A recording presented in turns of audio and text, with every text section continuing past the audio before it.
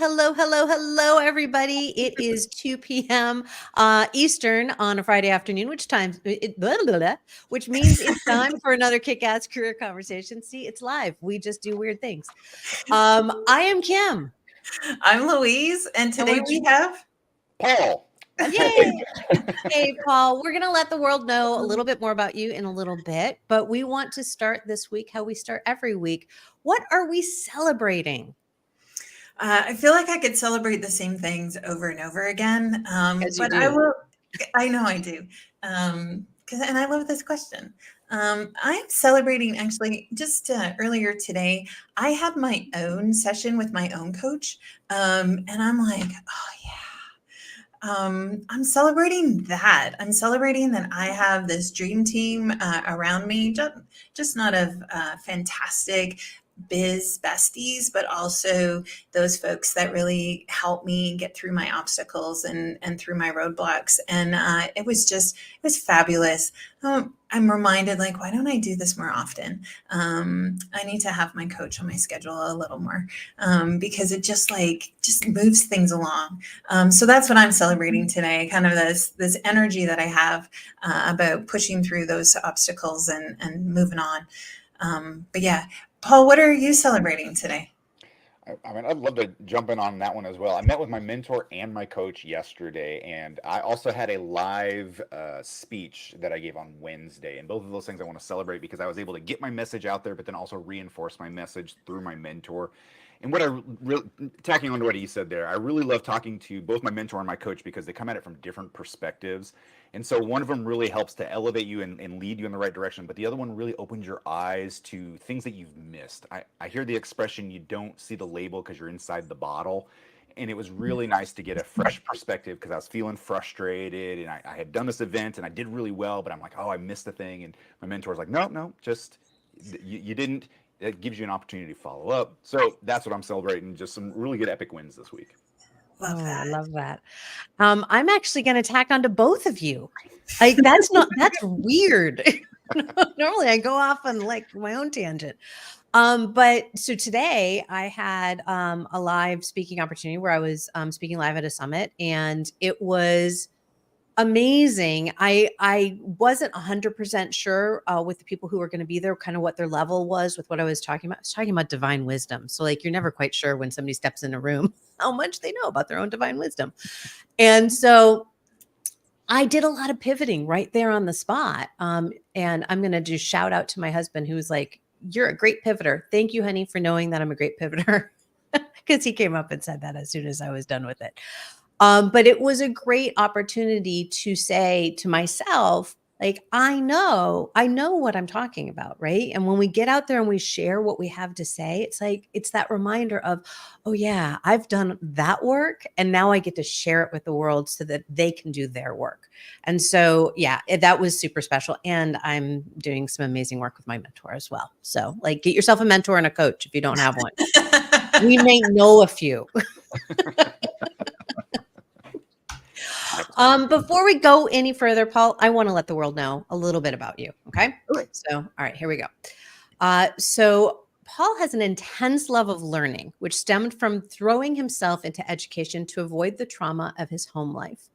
Paul fostered a mindset of wanting to know everything. He turned this into a 20-year career as an artist, with his work spanning the globe and working with industry giants like Disney, Universal, and Nickelodeon. During that time, he's come to realize how undervalued and restrained creatives are, both personally and professionally. It's become his mission to inspire and empower creatives with the tools they need to be successful, to use those skills to take ownership of their careers, and to teach companies and corporations to embrace the creativity of their employees. When we truly understand the value of creativity, the world becomes a more innovative and vibrant place for everyone. And I couldn't agree more. Paul, I'm so glad that you are here with us today. I'm so glad to be here. This is a great way to end my Friday. Like, this is a great way to end the week. This is wonderful. So yeah, looking forward to it. Good. I love that. I want to know, here you are kind of launching. I feel like this is maybe career 3.0 or 4.0, 7.0. 7.0, right? Like it sounds a little different than what you were doing in the past. Tell our listeners a little bit about your career journey and kind of like what brought you to where you are and delivering like such a powerful and under-delivered message. Well, I'm going to start by saying bend, don't break. That's pretty Mm. much been my life philosophy. And so I'll give you the really quick rundown of how I got to where I'm at. Just like you mentioned, it was a absolute love of learning, jumping into school to avoid the home situation. I went to self-imposed year-round school until I was in the 10th grade. My mother said it was because I just loved school, and it was true. I did love school, but I loved it because it was a sanctuary from the other stuff that I had to deal with. And so from there, but I've always been a creative kid. My mother has very much fostered this creativity in all of her kids. And so creativity has always been something that's been there for me. And when I started to get into the education thing, I would read every book that I could. I mean, I read the World Book Encyclopedia set like one summer. I was bored. I just really just like really took into that. And then in high school, I found theater. And theater was interesting because I started off as an actor. I was not good. But the thing is, I was always given the lead because I have good stage presence. I don't get nervous. I'm just really bad at remembering lines, which is not great for an actor. And so, but I fell in love with it because I was able to transport myself to different worlds, to become different people, to step out of my life and have I mean, I did tragedies and dramas and all that, so it wasn't necessarily a better life, but it was a different life. And then I got into college. I declared myself a major the very first day. I was going to be a theater major. Went in. I was probably there for 2 months before the theater acting professor said, "We'll never cast you." So then I had to hard pivot right there. And I met a guy who ended up being a mentor for me. His name was Bob Welk. And I was working one day in the theater, and he came up to me and he saw that I had a good work ethic. And he said, "Hey, Paul, would you like to learn everything?" And I'm like, absolutely. I probably thought about it for like a millisecond. I was like, yes, let's do that. And he did. He showed me how to do every aspect of theater, from maintenance to running the lights to stage management to box office to design. And design is where I fell in love. I became a scenic designer, and then I won a few regional and national awards with that. And then I went to graduate school to become a scenic designer. And I went to #2 school in the U.S., University of California, San Diego, for design. They admitted one person a year in the design program. I was lucky enough to get in there. I did that for 3 years. I worked with a large theater that's attached to it called the La Jolla Playhouse. And I was working with a scenic designer who had a lot of shows on Broadway at the time. I was assisting him, and I was talking to him about how it is to be the apex of design and like what it's like to be the top. And he told me it was horrible, and that he traveled all the time. He was never really had the opportunity to lay down roots. He's like, if you want to be constantly moving, then go with that. And it really opened my eyes, because while I had trained to do this for so long, I think he saw in me that there was more. And so he kind of put that seed in me, and it kind of made me pivot. And this is literally right after I graduated. So I'm like, well, if I would have known this 3 years ago, I wouldn't have wasted all the time and effort. But everything that I've done, all the training that I've gotten, has always poured into what I am now. And so eventually I became a professor because I didn't know what else to do. And, I love school. So I thought, hey, let's teach. And then that's like looking behind the curtain in The Wizard of Oz. And I love school. I did not like that other side. So I only lasted 3 years as a professor. What I loved about it was teaching. Loved teaching. It was the other stuff that went with it that I wasn't a fan of. And in my last year, I had a student ask me if I could make him a little figurine for him and his girlfriend for Valentine's Day. And I've always been somebody who's made stuff. I'm a crafty guy. And so I did. And he put it online before there was an online. And it was picked up, and it was the first thing I ever did that went viral. And so I started getting requests from all over the world to make the same style of figures. They were the Mii figures from the Nintendo Wii back when it was really popular. And so I started making those on the side, and I was only charging $50 a piece, but I was making more doing that on the side than I was teaching. And so I asked my wife, hey, may I quit and do this full time? And she's like, oh, I'll give you 1 year. I'm like, okay. And then I had my second viral thing happen about 4 months later. I made $50,000 in 3 weeks. And she's like, okay, I think you know how to do this. And so that was 20 years ago. And when I say bend, don't break, the whole point is if you're familiar with improv, because I'm a theater guy, in improv, they have a rule called yes and. And that's how I live my life. So people are like, well, how did you get into doing this? It's always say yes to everything that comes in. I've never stuck myself so rigidly into this is what I do. I'm just always bend over here, whatever you want. I'll see if I can do it because it's all the same skill set. It's just applying your mind differently. And all of that education that I had really plays into that. And so I can use the education with the creativity to make anything. And so I call myself Santa Claus for nerds because that's what I am. It's if you have a wish that you don't know how to get, I'm your guy.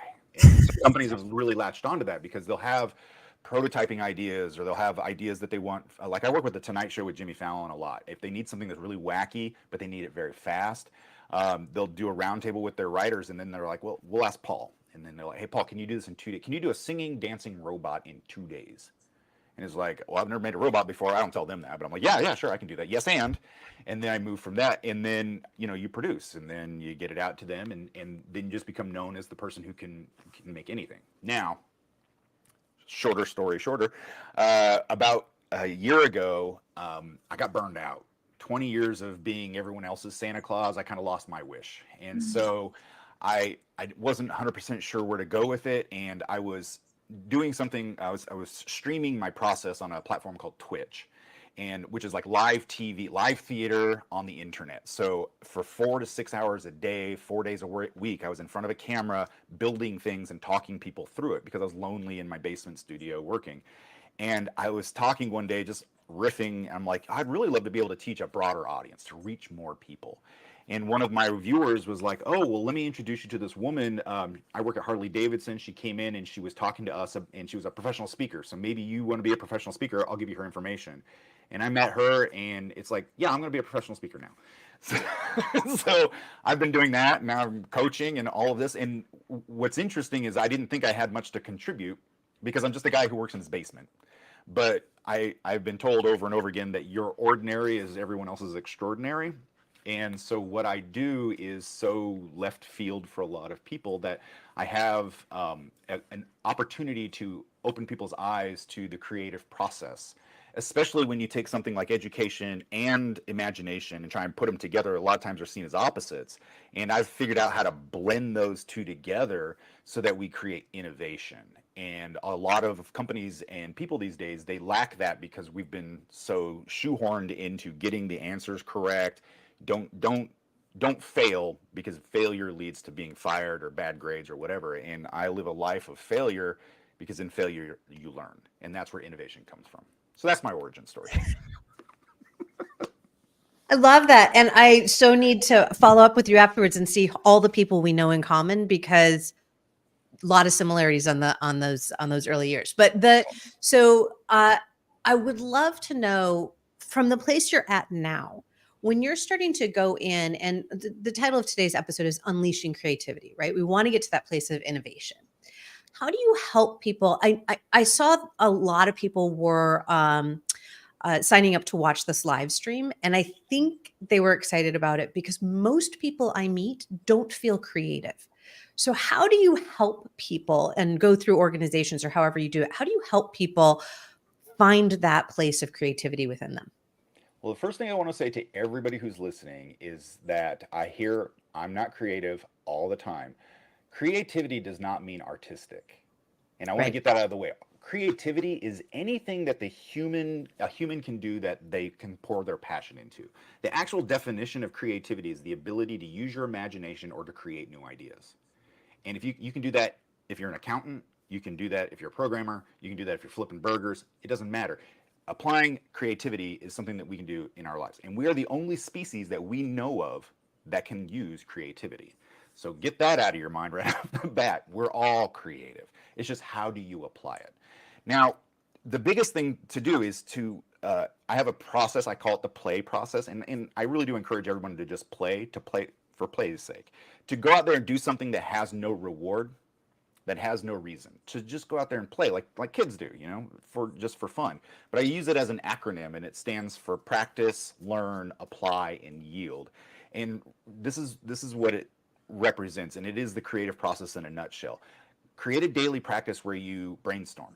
Just brainstorm different ideas. What I usually tell people is look around the place where you're sitting. I've got my desk here in front of me, and grab something that you use every single day and try to figure out 10 ways in your head to make it better for you. Don't innovate for the world, innovate for yourself. Necessity is the mother of invention, but there should be a caveat at the end of that that says for yourself.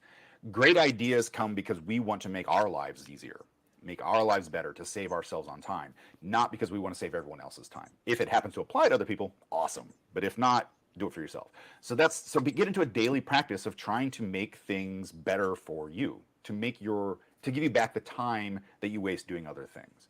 I have a really good friend who works in corporate, and he says he has become a master at working for 1 hour a day and spending 7 hours watching YouTube but not getting caught. Mm-hmm. And I'm like, well, that's a great use of your creativity. It's a sad day that's what you have to do because you're stuck in a cubicle, but that's being creative. So get into your practice and then learn. Always learn. Your brain is an interesting machine because even though you are constantly learning and taking in new information every day, you may not be recognizing it. And what your brain does is it actually stores it into back memory. And when we have brilliant ideas that just kind of occur to us, one, they never occur to us when we're working. It always occurs to us when we're falling asleep, when we're in the shower, when we're driving, when we're doing something where our brain is off. And so when we are in those moments, what's happening is God's not reaching his finger in and jiggling the gray matter. What's happening is your brain is taking all the information that you've accumulated throughout your entire life and it's starting to put puzzle pieces together. So you look at this coffee mug and you're like, well, I'd like to be able to have it so that it doesn't slip so much. And so I want to put on something that's sticky on it so that it holds my grip very well. What do I know in my life that's sticky? Well, you don't think about things like that, but your brain is like, I remember this one time I grabbed a silicone mat and it was sticky and I couldn't let go of it. And then, oh, what if I put those two things together? That's what's happening in those moments. And so learn. Always learn. My wife hates going to the hardware store with me because I will walk up and down every single aisle and go, ooh, what can I use that for that it's not supposed to be used for? She's like, hours. She's like, you go on your own. And I'm like, yeah, I will. So then we have apply. And applying is basically taking your daily practice, your brainstorming session where you ideate, where you create all these things that are maybe fantastical. And then you take your learning and then you apply the two together to see if you can make it work. Now, I do it from an artistic point of view, but you could do it from any other job's point of view. We all get really good at what we do, so then you can apply that learning, that knowledge that you have with the thing that you would really love to invent and put those two things together. That's apply. And the fourth one is the most important one, and I cannot stress this enough, especially since we're in this digital age, which is yield. Your brain is a great machine. The problem is it is a machine. And if you've ever used a computer to do any kind of task-heavy thing, you've heard the fans kick up really loud. What that is your processor is overworking. It's overclocking, and it's going to run really, really hot until it can process all the information, and then it cools back down. Your brain does the exact same thing. And so what I say is to people is yield. I'm a child of the 70s, and before all these fun little things were around, and so I just had times where I just had to stand there and be inside this thing by itself, no distraction. And it's great because your brain needs that time to process. And so what I say is yield. Give yourself time to just be alone with your thoughts, to allow your brain to get down from that high processing moment to just be normal, to allow everything to be put where it needs to be. When we have those moments of clarity, when we're asleep, when we're showering, in those moments, what it is because we're not doing anything. And so when you go to sleep at night and we fall asleep with the phone in our hand and we're doom scrolling all day long, your brain will work for an hour after that and to catalog everything that you're going on, even when you're trying to close your eyes. And so you wake up and you're like, I don't feel refreshed at all. And it's because your brain never slept. You did physically, but mentally, you didn't. Turn it off. Walk away from it. Do something else. Read a book. Because it's anything else to distract yourself from, or just to be inside your own head. So get away from the devices and stuff and yield yourself. Meditate if you want to. Some people don't like to do that. I go for a walk and just listen to the nature, that kind of stuff, just to give my brain time to kind of just coalesce everything. And that's the creative process right there. Do all those things, do them regularly, and the world's your oyster. Unless you It's so interesting hearing you, because that's basically the talk I gave from a different lens on divine wisdom. Yeah. Yeah, because that's what Game. it is, right? Because in so many ways it is. It's like if we simplify it down, it is about getting quiet, listening, looking at things from a new perspective. And I love the invitation to solve for you first, right? Because that's where we get to first experiment. Then you can start solving for others. Yeah. Now, Yeah. the other thing that I would love to say is fail. Mhm. Fail. Embrace failure. And everyone always asks me, like, what's the one piece of advice you can give? And that is my answer: fail, because you never learn doing something correctly. Think about it. Yeah. No, you only learn from your mistakes. If you've ever had an argument in your head where, oh, if I would have said that, that is you go reflecting on failure. Failure is the impetus to innovation.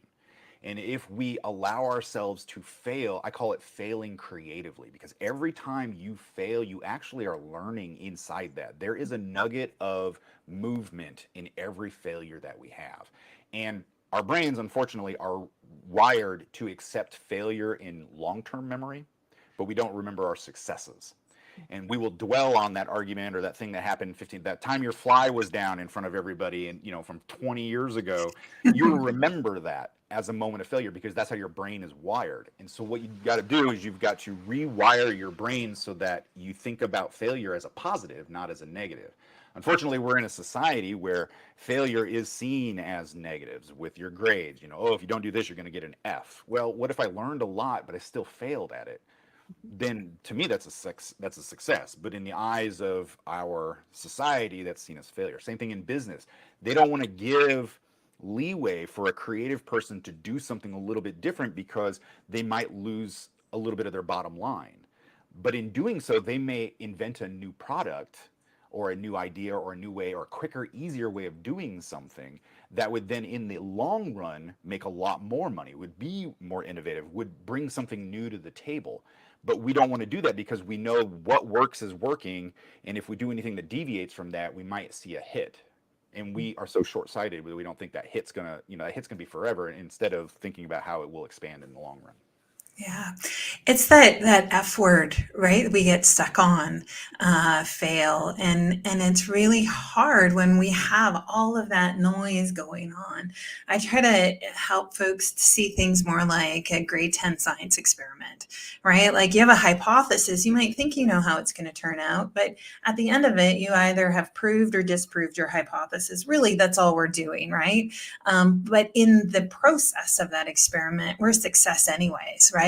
When we get to the end, it's a success, period. It doesn't matter necessarily what the outcome is, but we've got to use that. We've got to bring that learning forward in order to actually grow and to be innovative. We lose so much when we leave that on the side of the road and just focus on, oh, these are the experiments where I actually prove my hypothesis. Who cares? You already knew that, right? Like the gem is in when it doesn't work. And it's like, oh, what happened? Like, that's interesting, right? And then that's where we get those nuggets from. Some of the best inventions happened because somebody was working on something else. Vulcanized Mhm. rubber was found on accident. Yeah. We use vulcanized rubber on everything. Car tires used to be white, and then some guy accidentally vulcanized rubber. He overheated it, and he's like, "This is way more durable." Things like that. They just happen on accident, and it's because they're trying to do something and they goofed. Mhm. And you think about so many things in this world are made that way, where we just stumble onto it. I was watching a thing today about LED lights, and I was like, LEDs are cool, but all LEDs are capacitors. And capacitors are in everything that we have, and they don't look like light bulbs. But capacitors are also what runs our solar panel. A capacitor has no light that comes out of it, but you can shine a light into it and it absorbs energy. But if you push energy through it, it emits energy. It's this one thing, and they found all that out on accident because it emits infrared. But now we have cameras that can see it, and they're like, oh my goodness, that produces light. But we also know it absorbs light. So all of these things are found on accident. We made it originally as a capacitor. It's to help make our machines run better. But then we found out it can do all these other things, and look at what we've done with it. Yeah. Yeah. I would like to know from the two of you, because you have I see the similarity around this topic today, this creativity piece, because you both have a theater background. You both like fully immersed yourself in careers that were creative.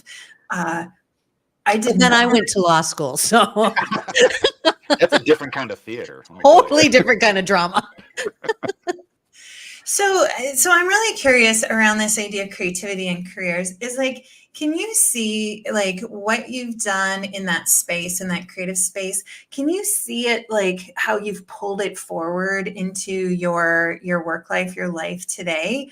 Can you see those threads in what your career is now? Yeah, go ahead. 100%. Yeah. The group that I actually spoke to this week were theater students, and there was 50 kids sitting there. They're college kids. I say kids. They're that's just because I'm old. But there are 50 students there, and I was telling them, I said, most of you will not even have a career in theater, and they're like, oh, and I'm like, don't that. I said the training that you get here is going to be so universally like wanted in every place, because as a theater person, one of the things that I love about it is when you're doing shows, the show is going to go up and it's going to go down. And so you're forced to stop working. There's no perfection in theater because you don't have the time. You've got to get it done to a point that it can be used. The lines are going to be done. This is the acting that I'm doing. You can always go back and do it again, but there's a deadline. And you have interpersonal skills. There's so much management skills.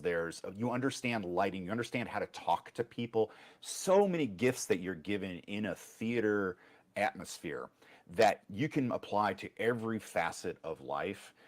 My oldest son is 17 and he loved backstage, and he had an opportunity to be on stage to do a show, and he was nervous that he wouldn't be able to do well.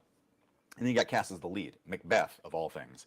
And first show ever, never auditioned, got the lead. But we went and watched him, and we're like, he's killing it. And it's because he just embraced it. He's like, he knew so many different facets of it, and he's like, I knew what needed to happen. I understood that if I'm quiet, they can't hear me, because I used to be the sound guy, and we're always like, talk louder, All of these things come into play, and you become such a well-rounded individual, like human, when you do a theater versus any other aspect. It's very much that linear thinking versus the whole world thinking. When I started doing the speaking thing, I reached out to all of the, your power players, all the people that your pocket people, all those people, and said, hey, I'm doing the speech thing now, and where I'm talking about creativity and education and blending them together. And they're like, that's what we do, Paul. We don't need you to come talk to us. It's our job. And I'm like, oh, okay. Who do I need to talk to then? It was eye-opening, because my coach is very much like, no, you go to all the people that you know, because that's where all your opportunities are. And every single one I talk to, they're like, nah, dude, we're good. So because that's what theater is. Theater is this well-rounded thing. Now I'm really curious, in law, how do you feel that applied? Well, it was the opposite. It was quite the opposite in practicing law. But I will say that, so absolutely, I would go back and get a theater degree every time I have an opportunity again. 100%. Absolutely. It is why both my husband has his undergrad in broadcast media, but he was also a theater guy. And both of us are encouraging our 14-year-old daughter, who is very interested in being on stage. It's like, that's great. And learn about the totality of the theater, right? Be in all the different parts and be in all the different pieces, because it teaches you about collaboration like you don't learn it anywhere else. It teaches you about interpersonal skills like you don't learn it anywhere else. It teaches you about leadership like you don't know anywhere else. I will say that going from there to practicing law was challenging in many ways, but it did, in that there's very little collaboration, very little actual leadership, very little, like all the things that you would want. But the part that was helpful for me was I knew how to advocate. I knew how to advocate because as a rigger, I knew what to say to somebody who was standing on my line, Like, I didn't care who you were. You're in my way, right? I can't put my props down because you put your coffee cup there. Uncool. We learn to speak up, right? I was the stage manager. I had an opportunity. I went to ASU and I had an opportunity to actually start our stage management program, which is now you can get a certificate in stage management there. Nice. As an undergrad, I had that opportunity to go with another undergrad and say, we need this training. And they listened to us. What, like in business school, do they listen to you when you say you need this new thing? No. This is how we do it. So I will say that I learned all of those skills. And I mean, Louise, you know me, I use my drama degree every day. In multiple ways. And but it's being around creatives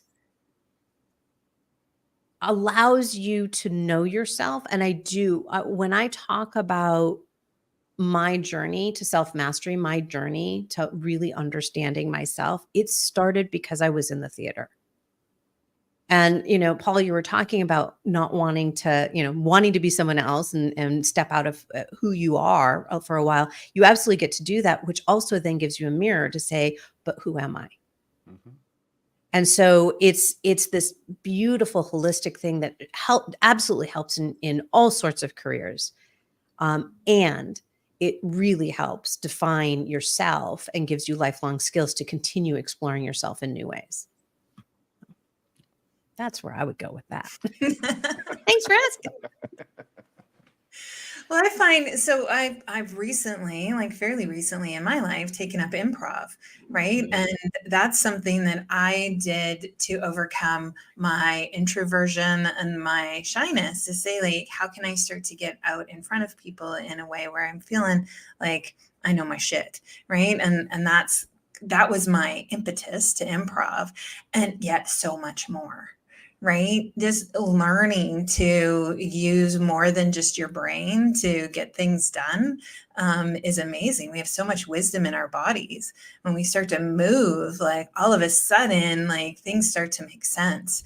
Right, Paul, you were talking earlier that we need this time, this yield time, this space, this pause, so that we can give our brains the actual food it needs to make those connections that it needs to make. And it's amazing in improv how when you get out of your head, all of a sudden, like things come out of your mouth and you never even imagine. And I'm like, how does that happen? My whole like first 52 years of my life in my head. And now all of a sudden, like there's things that tumble out of the top part of my body that comes from my body. It's amazing. But it just goes to show, right? Like when we talk about our careers and our career journeys, there are all of these things, this experience that we have from our past that we actually get to pull forward, and we get to say, okay, but this is really those, right? I don't know what they call them, the transferable skills, but really this is like who we are and the things we bring to this moment in time. And we get to experience all kinds of things, taking that forward into whatever this next chapter is of our lives. Yeah. 100% agree. 100% agree. My coach likes to tell me because I'll do a speech and he's like, "Wow, you had some really good pearls in there." Go back like 30 seconds. I'm like, I don't even know what I said, man.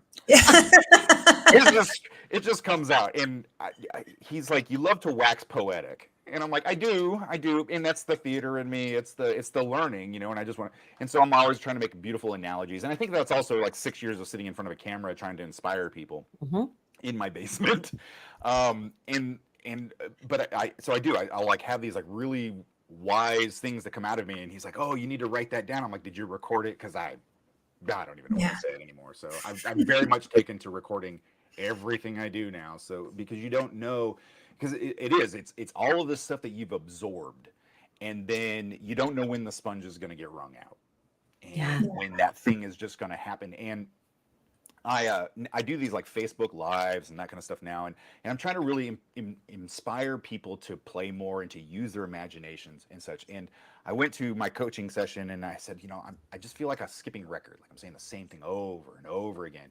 And I'm like, is that what I'm supposed to be doing? And he's like, yes, and come at it from different perspectives, but you never know when something that you said for the 1,000th time is going to be heard by someone for the first.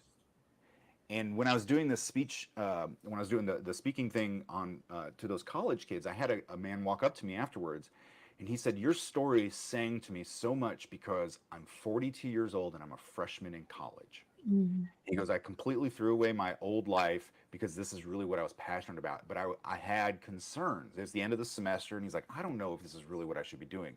But then you went up there, and I saw where I want to go. And the journey that your journey is so similar to mine that you made that decision for me." I'm like, "No, you made it for yourself, but it's good.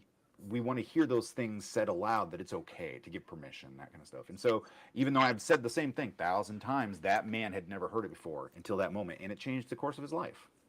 So you just got to kind of embrace that. So you never know what's going to come out. Just encourage yourself to do it. Yeah. Yeah.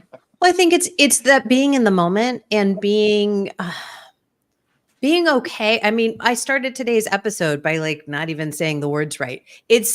And I've said it 106 times. So I clearly know what the words are, but being okay with not knowing what's coming next is something that actually allows us to dip deeper into our humanity. It allows us to be really present with who we're with and in the conversations that we're having. It allows us to be present with ourselves and therefore do really cool things with our nervous system because we're not living in all these other places, right? Yeah, I think there's so much power in it. So whether it's going to play or play in the theater or play in improv, all of these are gateways, right? Entrance points. How else would we start to encourage people to do this? Like, let's just brainstorm here. I think a lot of it is when we think about questions or results, we think about them in what we want what our expectation it should be. Like if I'm asking a question and I know I want the answer to be yes, my brain is saying yes. And so then when I hear no, it's devastating. And I think it happens with everything that we do. I have an expectation, and then when that expectation isn't met, I'm set back. What I've trained myself to do, and I teach this to my kids, is that when you are in these moments of expectation, understand that it's not this direction, it's actually this direction. There are so many avenues that your expectation can take. Understand that you may encounter any of those. And once you understand that that is a possibility, there's never the devastation.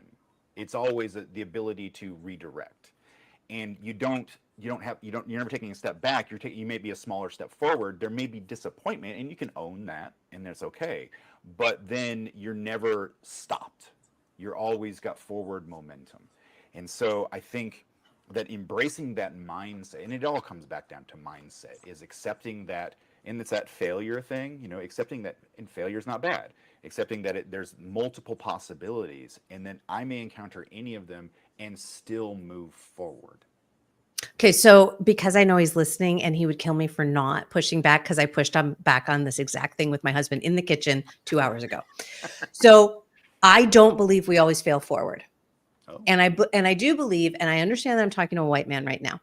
I do believe that there is from my conversations with lots of people, I work in the social impact space. So, right. So there is a lot of systemic racism and patriarchy in this idea of fail forward, because you just said it's so true. We just had this conversation.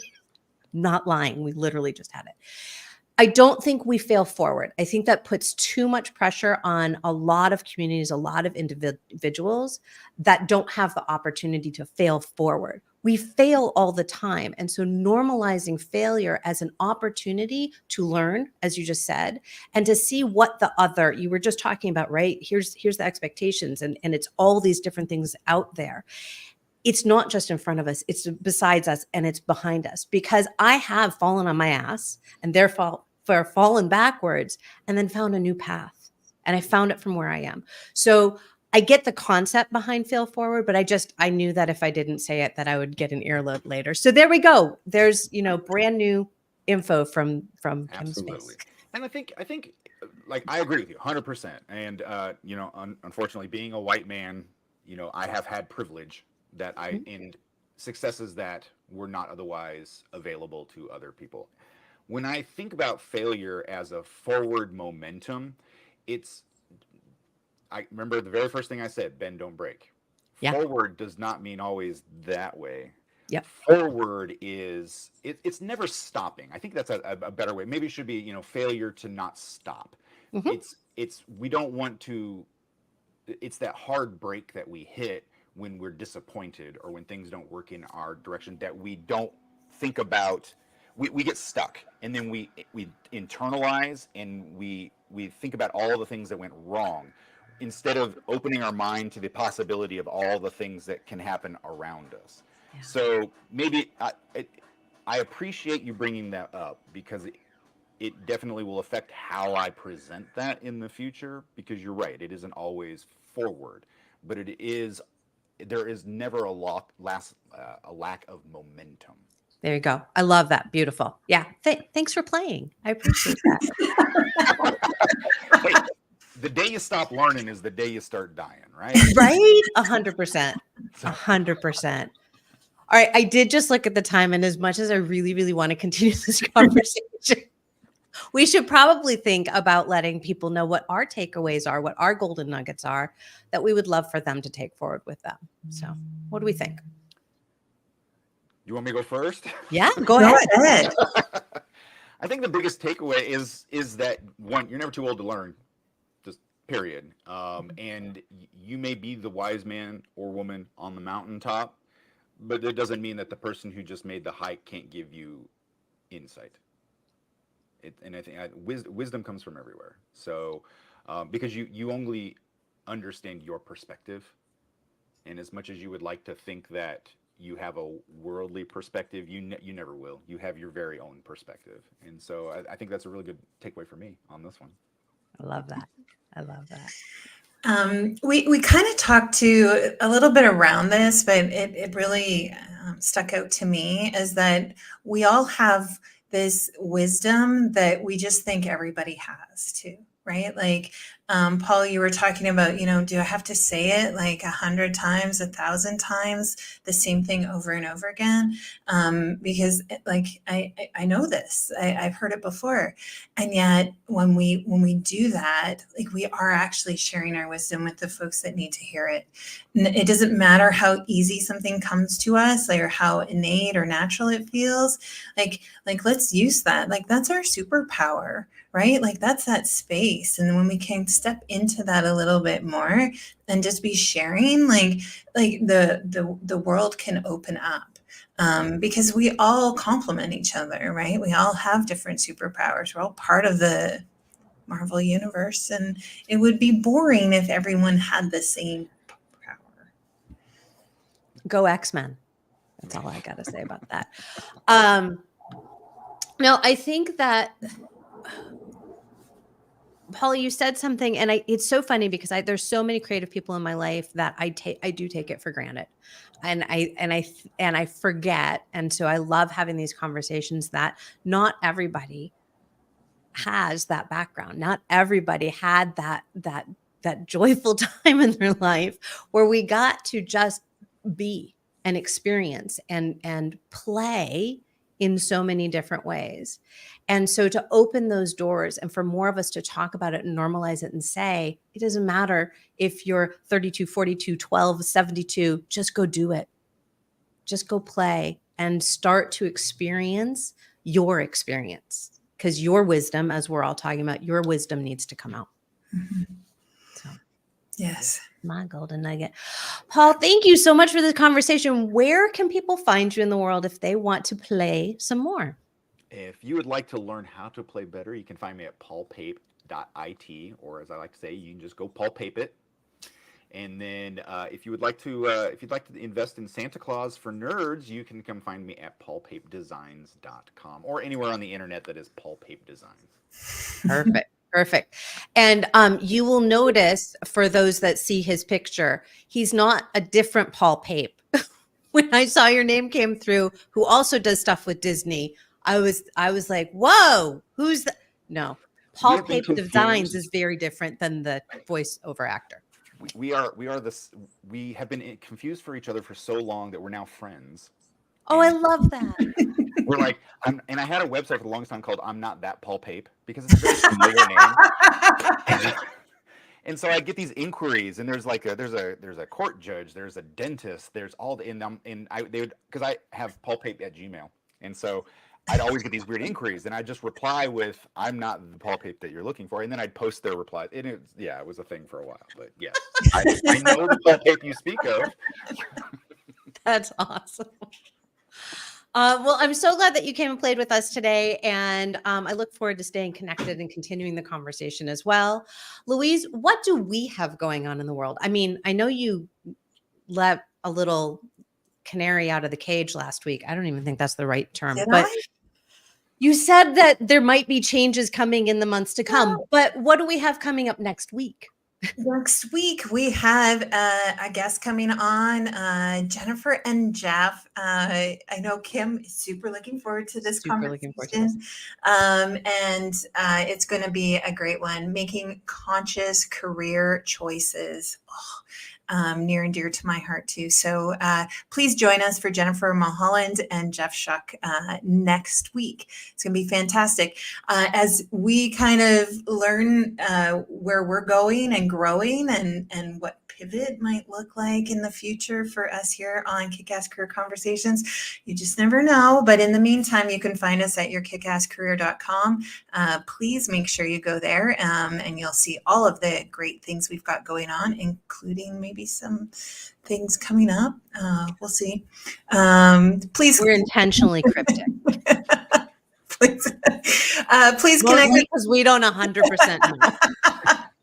But it doesn't keep us from moving. Nope. That's for sure. Connect with Kim and I on LinkedIn. Follow us on wherever you're listening to this podcast, on YouTube or the podcast universe. We're all over the place. So thank you so much to our listeners. And thanks, Paul. It was a fantastic conversation today. Thanks so much for joining us. It was my pleasure. Absolutely. Bye, everyone. Bye. Take care.